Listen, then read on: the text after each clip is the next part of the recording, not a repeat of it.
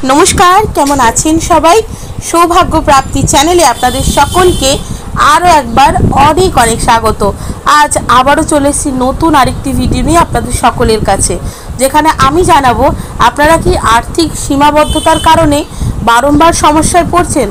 একটা অত্যন্ত কার্যকরী উপায়, যে উপায়টি যদি আপনারা ফলো করতে পারেন তাহলে কিন্তু অর্থের এই যে সীমাবদ্ধতাটা সেটা কিন্তু আপনারা কাটিয়ে উঠতে পারবেন।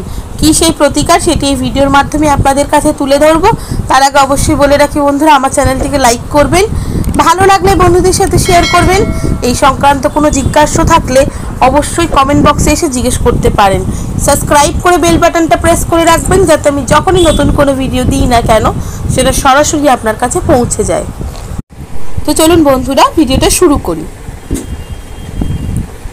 আপনারা যদি বারংবার আর্থিক সীমাবদ্ধতার কারণে সমস্যায় পড়ে থাকেন তবে বৃহস্পতিবার দেখে এই ক্রিয়াটি আপনাকে করতে হবে।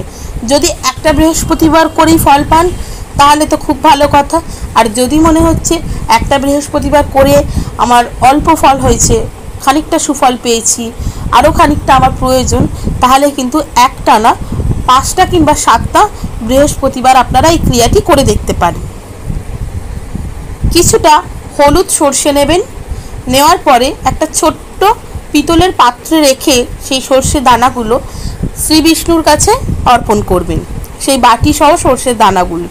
তারপর ওম নমো ভগবতে নারায়ণায় নমঃ এই মন্ত্রটি 5 মালা জপ করবেন। জপ করার পরে পুজো হয়ে যাওয়ার পর সেই সর্ষেটিকে নারায়ণের পায়ের ওখানে যেখানে আপনি অর্পণ করেছেন সেখান থেকে তুলে নিন।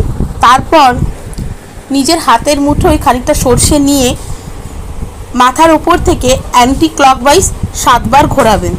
7 বার ঘোরানো হয়ে যাওয়ার পরে খানিকটা কর্পূরের সাহায্যে ঘরের যে দক্ষিণ কোণ আছে সেই দক্ষিণ কোণে রেখে সেই সর্ষেটি পুড়িয়ে ফেলুন। দেখবেন আর্থিক সীমাবদ্ধতাটা অনেকাংশে আপনাদের কেটে যাবে। যেখান থেকে অর্থ আসার সম্ভাবনা প্রায় বললেই নেই, সেখান থেকেও কিন্তু আপনারা অর্থ প্রাপ্তি করতে পারবেন।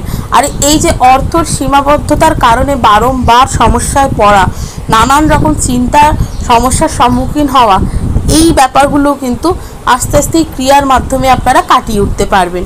তো কেমন লাগলো বন্ধুরা আমার এই ভিডিওটা অবশ্যই আমাকে কমেন্ট করে জানাবেন। সুস্থ থাকবেন, ভালো থাকবেন, দেখা হবে নতুন আরেকটি ভিডিওতে।